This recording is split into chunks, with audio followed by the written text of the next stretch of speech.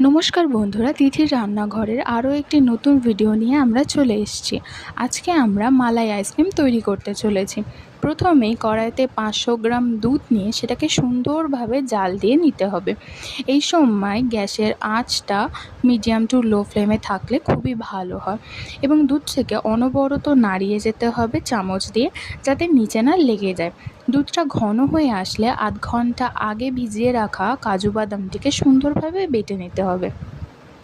কাজু বাদাম বাটাটিকে এই সময় দুধের মধ্যে দিয়ে আরও খানিকটা ফুটিয়ে দুধটা আরও একটু ঘন করে নিতে হবে। এরপর দুধটিকে খানিকক্ষণ ঠান্ডা হতে দিতে হবে। অন্যদিকে মিক্সিং জারে 2 চামচ চিনি, এই ঘন করে রাখা দুধটিকে এবং 2টি এলাচকে সুন্দরভাবে একটা স্মুথ পেস্ট বানিয়ে নিতে হবে। একটি পাত্রে এই স্মুথ পেস্টটিকে দিয়ে ওপর থেকে কোঁচানো কাজু এবং কিশমিশ, এছাড়া আপনাদের কাছে যা ড্রাই ফ্রুটস থাকবে আপনারা সেগুলো দেবেন, দিয়ে রেফ্রিজারেটরে 5 থেকে 6 ঘন্টার জন্য রেখে দেবেন এবং তারপরেই একটি সুন্দর মালাই আইসক্রিম তৈরি হয়ে যাবে, যা দেখতে এবং খেতে দুটোতেই অসাধারণ। Thank you for